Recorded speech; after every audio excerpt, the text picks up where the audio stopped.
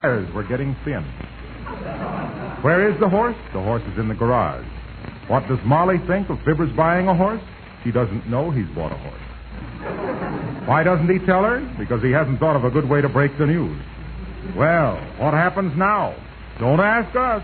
Ask Fibber McGee and Molly.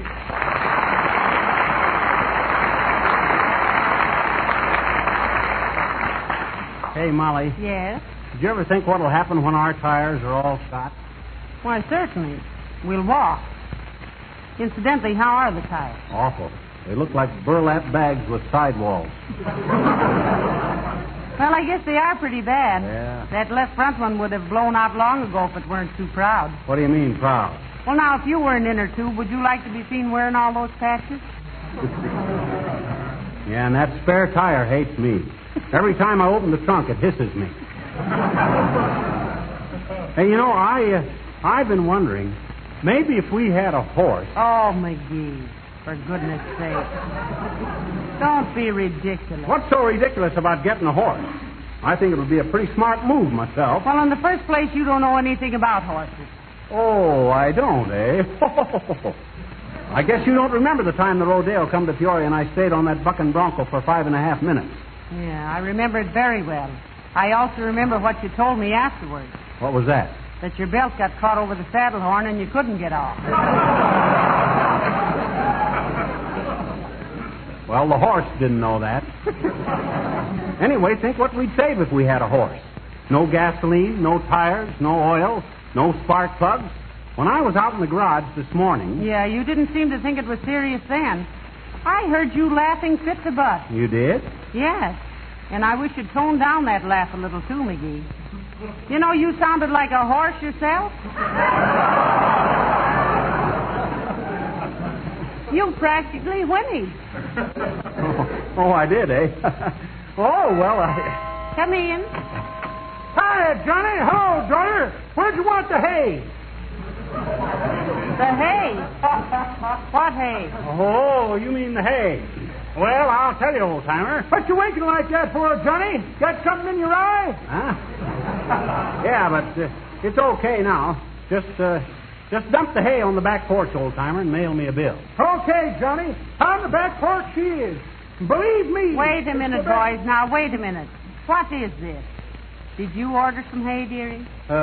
Yes, I did, Molly. I got kind of worried about those tires of ours, so... I bought a bale of hay. I thought if the worst come to the worst, I could stuff the tires with hay, see?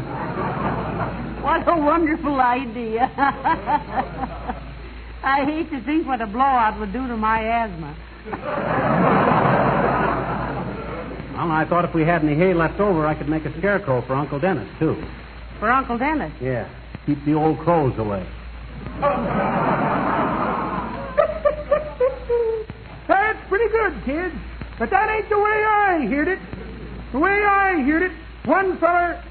Hey, what time is it, kid? Well, it's about 4:15, Mr. Oldtimer. Oh, good gravy. Just got time for one more delivery, then I got to clean up and call for my gal. Oh. Sugar's a great kid. Oh, Sugar, eh? You mean she's so sweet? No, she's hard to get. Well, so long, daughter.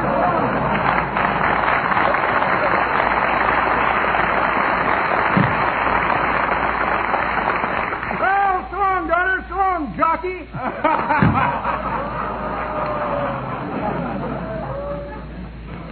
Say, what did he mean by coming back and saying that? So long, jockey. Oh, I don't know. I guess it's because I'm always riding him. See, that was really important. Well, I guess I'll take that hay out in the garage. I'll help you, dear. No. I'll do it. Hey, you know what, Molly? What? Now that we got some hay, what do you say we get a horse? Yeah. We got a lot of ice cubes, too, so let's get a polar bear. Oh, now, Molly, let's look at this thing logically. Suppose we do get a horse Oh, for goodness sakes, McGee. Will you stop talking about getting a horse?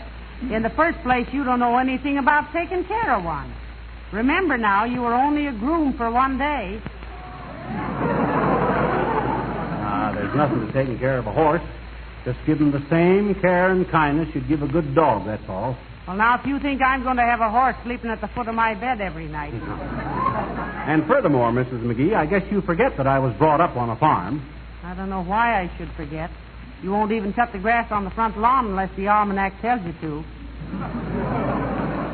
And it never has. Well, I'm a farmer boy at heart, even yet. Oh, go on. Maybe you don't remember that little team of sorrels I used to own. Prettiest horses in Illinois. Oh, my. And affectionate, too. Every time I'd walk over to the fence, they'd kind of kiss me and nuzzle me with their soft lips. Oh, dear. Yeah. I've often heard people say, look at those horses next McGee.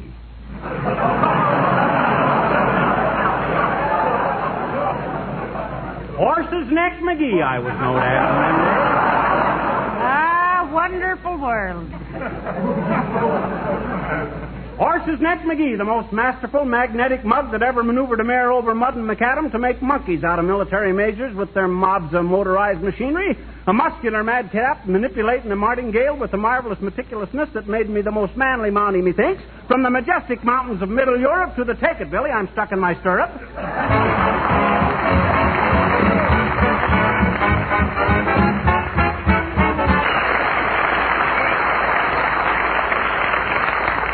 McGee, what's the matter with you? What are you doing? What you mean, what am I doing? Can't a guy take a few pails of water out to his own garage without starting a lot of ugly gossip? I'm washing the car. Oh. And I wish I was washing a horse. No kidding, Molly. What would you say if I went out today and bought a good horse? Well, I'd just make a few offhand comments and then run upstairs and wash my mouth out with soap.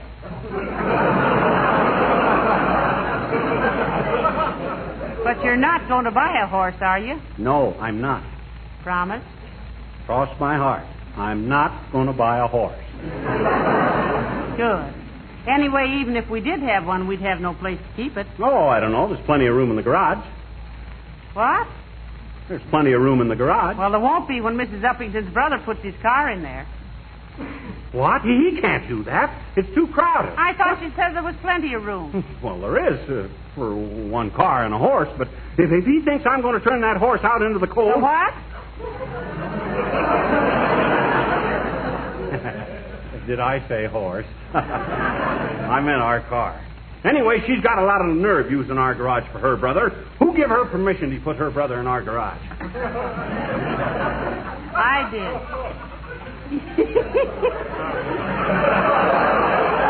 She's here on a visit, and her garage is crowded, and I thought it was only neighborly. Neighborly my kneecap.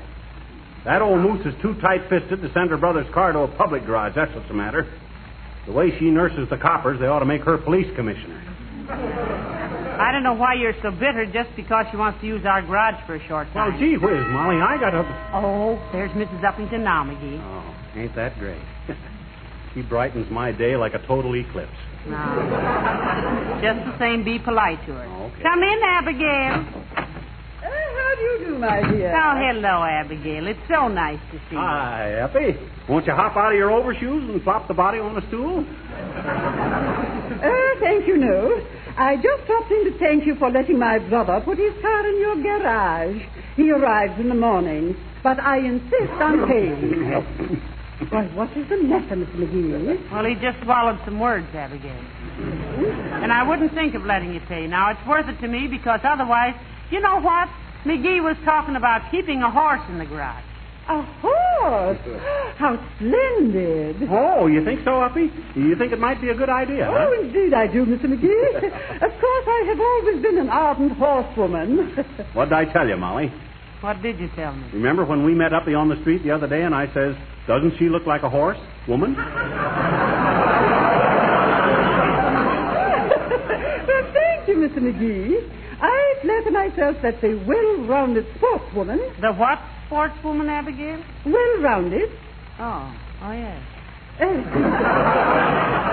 Yes, that a well-rounded sportswoman must do a certain amount of... Horsing around? In a way, yes.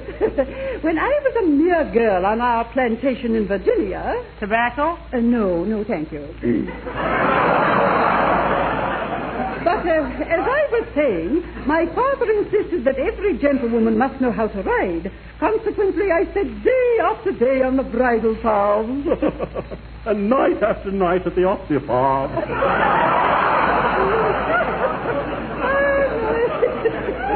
Mr. McGee, you're such a tease, really. Oh, he's more monkey than a barrel of fun. Well, Uppy, it's nice to meet a fellow horsewoman. I used to be a trick rider in a circus, you know. Oh, really, Mr. McGee? Absolutely. You should ought to have seen me galloping furiously around the ring and then leaning way over to pick up a handkerchief in my teeth. Oh, how fascinating. Yeah. Then you rode around again, I suppose, and picked up your teeth in a handkerchief.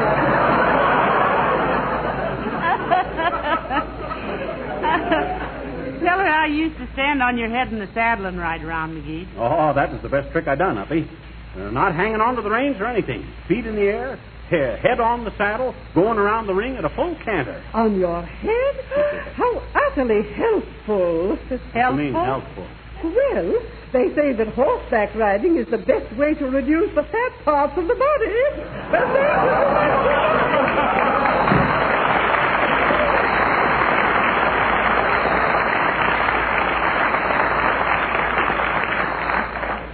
Well, you could tell she's a horsewoman, McGee.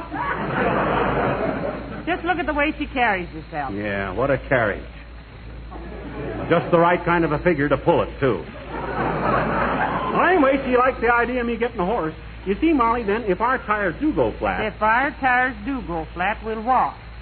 And that's flat, too. Now, let's stop all this silly talk about getting a horse. Well, if you only knew... If I only knew what? If you only knew how cheap I could get a good horse. And how easy he is would be to take care of. Hello there, folks. Hello, Mr. Wilcox. Hi, Harlow. Hey, what's this about you buying a horse, Fibber? Well, I won't let him do it, Mr. Wilcox. I think it's foolish. But I thought he already... Never mind what you thought I already. But I saw a harness man downtown. Well, I don't care what harness man says. Every time he opens his mouth, he puts his niece foot in it. Say, there's something very strange going on around here, McGee. Huh? Look me in the eye. Are you or are you not going to buy a horse? I am not. What was it you heard, Mr. Wilcox? Well, I heard that... Oh, gossip. You spend so much time in kitchens demonstrating glow coat, Harlow, that you're getting to be a regular old biddy. Now, wait a minute, pal. I'm on your side. Huh? I think if you buy a horse to save your tires, it's very smart. Oh. I'm strictly a guy that believes in making what you've got last longer and go farther. This is the time for conserving. Now, you take Johnson's self-polishing glow coat, for instance. All right. You'll have to speak good and loud, Harlow. I smoked corn silk when I was a kid, and it stunted my ears. All right, but there's... Okay, but there's no kidding about this. Yes? The time has come when we've all got to take better care of our things, protect them in every way possible. There's no better way to protect all wood and enamel surfaces than with Johnson's wax, and linoleum with Johnson's self-polishing glow coat. I could go into a long talk about morale in the home, too, but everybody knows the value of a bright and spotless home. Mr. Wilcox, you think our home would be any more bright and cheerful with a horse in it? I ain't keeping it in the house. I'm keeping it in the... What were you going to say, Harlow? Oh, nothing. But my brother asked me to give you one of his cards. Here. Well, I'll see you later, folks. Well, let me see that card, McGee. Yeah. Paul Wilcox, horseshoeing and blacksmithing. We mend harness, file teeth, braid tails, and carry a complete line of straw hats. Here. Hey, don't tear that up. I want that. What for? You told me you weren't going to buy a horse. I know. Now, look, Molly, let's talk this thing over. If we had a horse... We haven't got a horse, and we're not going to get a horse, and I don't want to talk any more about a horse. Is that clear, dearie? I guess so. But gee whiz, if you'd only... Hey, where are you going? I'm going out in the backyard and hang up some clothes. Oh, don't go near the garage. Why not? Oh, well, I got all that hay in there to stuff the tires with, and... Well, it might catch on fire or something. Oh, I'll be careful. I rarely hang up the washing with a blowtorch in my hand. I declare, if you don't think up the silliest things to worry about. Oh, why did I ever purchase that Percheron? I should have stolen it. I couldn't feel any more like a horse thief than I do now. When Molly finds out I got that nag, Hi, mister. Oh, hello, sis. Go away, will you? I got worries enough without you going away with your juvenile jabber. Go on, go away. Go home. Go anywhere. See, what you worried about, mister? I should think you'd be happy. You would? Well, gee, I'd be happy if I had a pony, I betcha. Maybe you would. What was that? You think I got a pony? Sure, and a dandy big one, too. I saw it out in your garage. Oh, my God. Look, it's not so loud. I'm trying to keep it a secret from Mrs. McGee for a while. It's a surprise. Oh. It's going to be a dandy surprise, too, I bet. It sure is. It's going to be the darnest. Hey, how did you know I had a horse in the garage? What you snooping around there for? Well, Willie Toops and me were playing catch, and... Willie Toops and I. It was not. It was just Willie Toops and me. You weren't even there, I betcha. Okay, let it go. I did. And it rolled into your garage, and I went in to get it, and jeepers, was I ever surprised, I betcha. A green and white horse. Green and white? No, he's pure white. He's green and white now, mister. Huh? Willie tried to climb up on his back and knocked over a can of paint. Gee, did he ever look funny? Oh, you wait till I get my hands on Willie. And you and Willie stay out of my garage, will you? That horse might kick you. Then what would you do? I'd kick him back. That ain't the proper attitude. Hey, mister, do all horses eat straw? Hey, they sleep on straw. Your horse eats straw, I betcha. Oh, no, he doesn't. Oh, yes, he does. Oh, no, he doesn't. Oh, yes, he does. Oh, no. Well, how do you know? There's no straw in the garage. Oh, no? Huh? What do you think the seat covers in your car were made of? French pastry?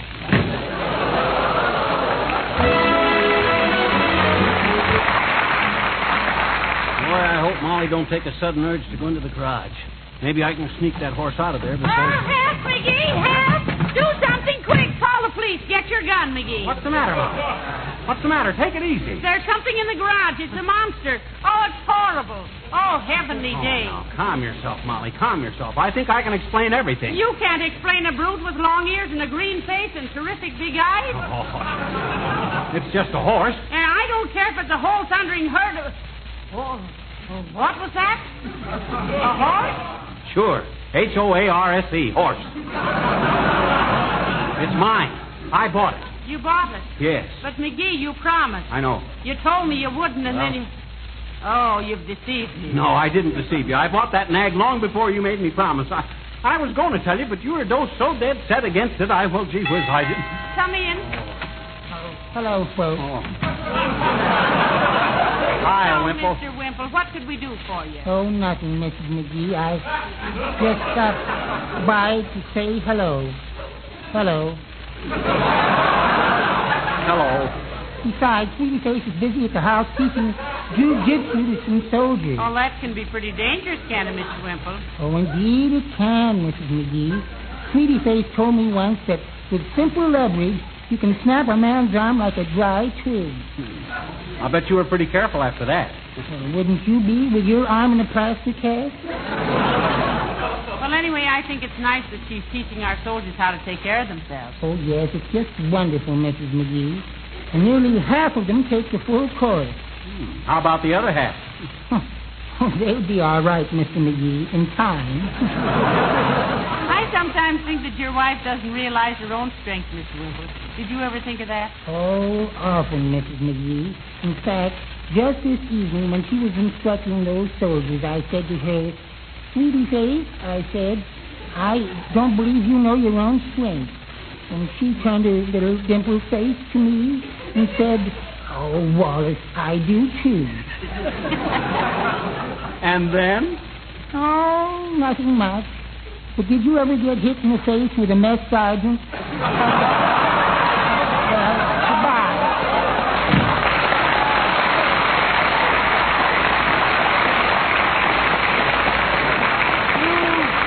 Poor old Wimp. What a dog's life he leads. Never mind the dogs. I want to know about this horse. Well, I think we ought to keep it, Molly. In the first place, I only paid $75 for him. Heavenly days, $75.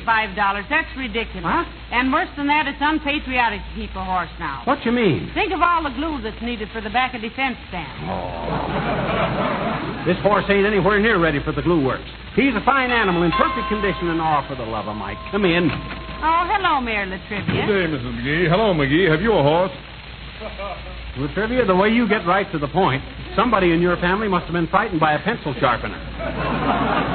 Yes, I got a horse. So what? I wish to purchase it. So, No. Wait a minute. I don't want to sell. Anyway, what do you want it for, Latrivia? In view of the rubber shortage, McGee, the City Council has decided to supplement our motorized fire equipment with horse-drawn vehicles. I'm empowered to offer you any fair price for your horse. name it and you can have it, Mr. Mayor. McGee only paid... Never mind what I paid. Molly hasn't even seen the horse. Oh, haven't I? That green-faced brute with Well, Latrivia hasn't seen Oh, it. very well. Let's take a look, McGee. Where is it? It's in the garage, where it's probably kicked the radiator off the car by this time. Come, Mr. Mayor. I think you're going to get the bargain of your life.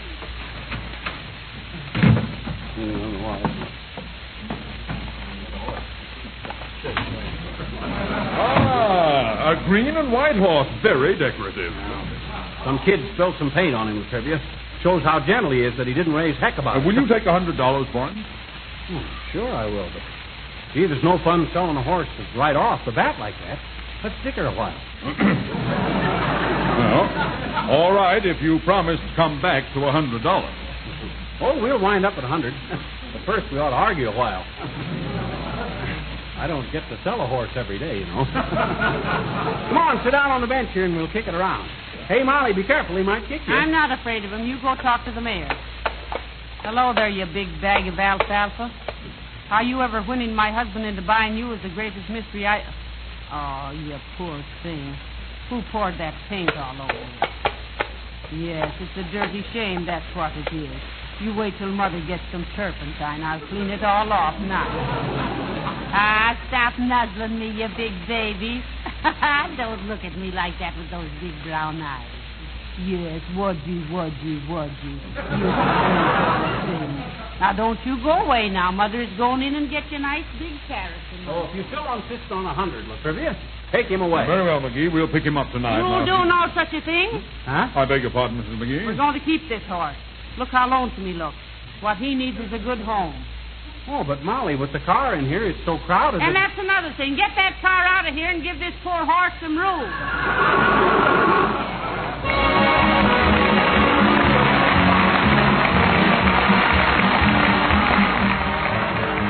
Since this new war... Going to sell that lovely creature for a mere $100. For shame, dearie. Well, gee whiz, Molly. You were the one who... Never mind that. It would be simply brutal to turn... by the way, what's the horse's name, McGee? McGee, what's his name? Lillian. Oh.